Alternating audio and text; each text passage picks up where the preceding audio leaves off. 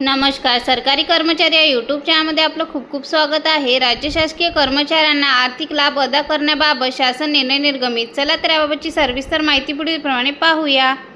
तत्पूर्वी चॅनलला सबस्क्राईब केलं नसेल तर चॅनलला सबस्क्राईब करायला विसरू नका. माननीय सर्वोच्च न्यायालयाच्या आदेशानुसार राज्यातील सर्व कार्यरत न्यायिक अधिकाऱ्यांना तसेच सेवानिवृत्त न्यायिक अधिकाऱ्यांना व त्यांच्या कुटुंबियांना रोकड विरहित वैद्यकीय सुविधा योजना लागू करण्यास विधी व न्याय विभाग मार्फत मंजुरी देण्यात आलेली आहे. सदर निर्णयानुसार राज्यातील कार्यरत व सेवानिवृत्त न्यायिक अधिकारी व त्यांच्या कुटुंबियांना रोकड विरहित वैद्यकीय सुविधा योजना लागू करण्यासंदर्भात व्याख्या खालीलप्रमाणे असणार आहे. न्यायिक अधिकाऱ्यांमध्ये जिल्हास्तरीय न्यायपालिकेतील कार्यरत व सेवानिवृत्त न्यायिक अधिकाऱ्यांच्या तसेच परिशिष्ट अ मध्ये नमूद संवर्गबाह्य पदावर कार्यरत असलेल्या न्यायिक अधिकाऱ्यांचा समावेश असणार आहे.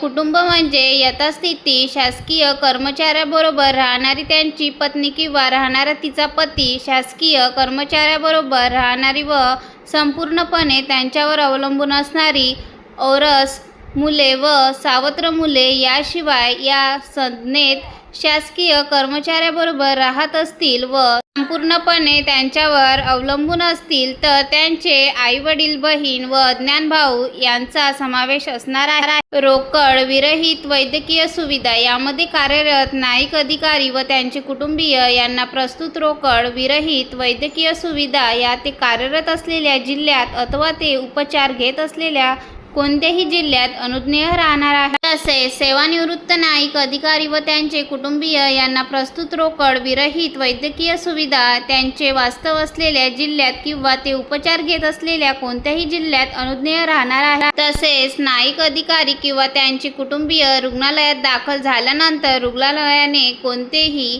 आगाऊ रक्कम न घेता तात्काळ उपचार सुरू करण्याचे निर्देश देण्यात आले आहेत. तसेच समन्वय अधिकारी माहिती प्राप्त झाल्यानंतरच संबंधित रुग्णालयास तातडीने क्रेडिट नोट जारी करतील असे नमूद करण्यात आले आहे. धन्यवाद.